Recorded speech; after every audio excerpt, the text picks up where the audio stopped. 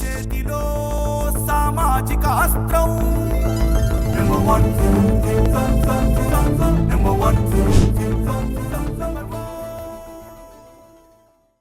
Welcome to number 1 news. నేను నందిని.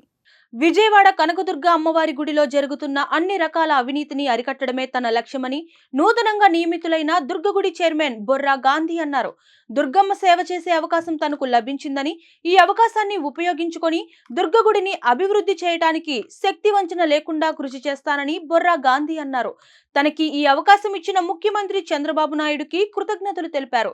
ఇప్పుడు జరుగుతున్న దసరా శరన్నవరాత్రి మహోత్సవాలలో భక్తులకు ఎలాంటి అసౌకర్యం కలగకుండా ఏర్పాట్లను పకడ్బందీగా చేసినట్లు ఆయన చెప్పారు.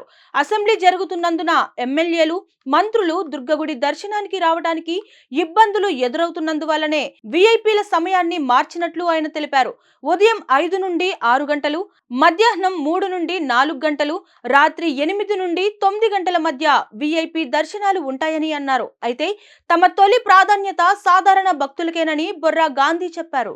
కనకదుర్గ గుడి అమ్మవారి చైర్మన్గా నియమితులైన బొర్రా గాంధీ గారు మనతో ఉన్నారు. దుర్గగుడి చైర్మన్గా నియమితులైన తర్వాత ఆయనతో ముఖాముఖి కలవడం ఉంది. ఆయన దుర్గగుడి అభివృద్ధి కోసం ఏం చేయబోతున్నారు, ఆయన ప్రణాళికలు ఏంటి, బొర్రా గాంధీ గారి మాటలను తెలుసుకున్నాం. Thank you very much.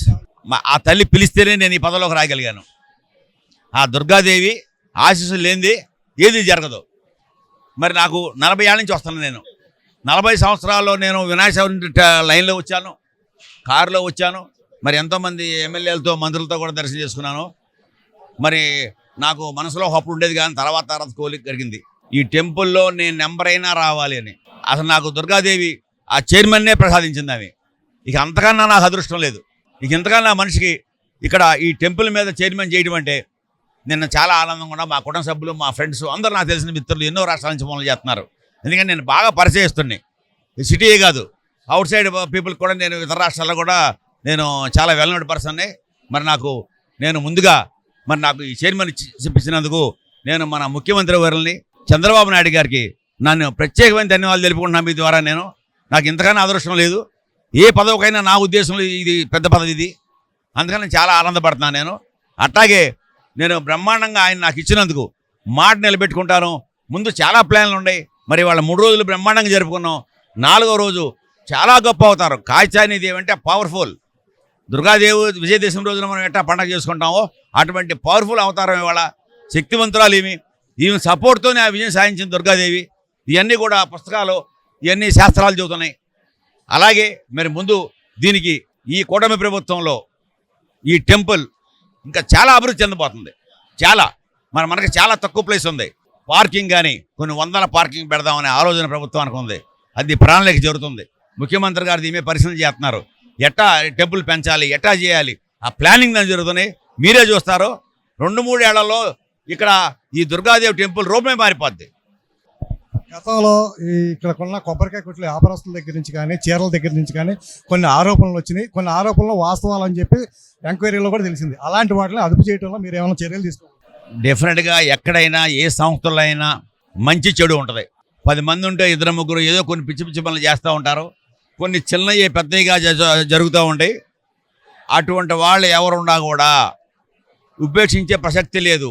వాళ్ళ ఎంతమంది పెద్దవాళ్ళు ఉన్నా కూడా ఈ ప్రభుత్వంలో చంద్రబాబు నాయుడు గారు అంటే ఏంటో మీ అందరూ తెలుసు. ఆయన టాలరేట్ చేసే ప్రసక్తే లేదు. ఎట్టి పరిస్థితిలో ఊరుకోడైనా, దాంట్లో రాజీ పడ్డైనా, ఏ విషయంలో కూడా స్ట్రైట్ ఫార్వర్డ్. డెఫినెట్గా ఇక్కడ ఏముండా చెడున్నా కూడా రిమూవ్ చేస్తాం. ఇక్కడ అవినీతి జరగడానికి వీల్లేదు, ఇక్కడ నిర్లక్ష్యం జరగడానికి వీల్లేదు. దాని విషయంలో గట్టి ప్రణాళికలు జరుగుతున్నాయి. సామాన్యుడే మాకు విఐపీ అని చెప్పి దసరా ఉత్సవాల ముందు ప్రకటించారు. ప్రకటించిన ప్రకారమే మీరు చేశారు. అంతరాలయం దర్శనం రద్దు చేశారు. ఈ సాంప్రదాయాన్ని ఈ ఉత్సవాల వరకైనా భవిష్యత్తులో కూడా కొనసాగిస్తారు.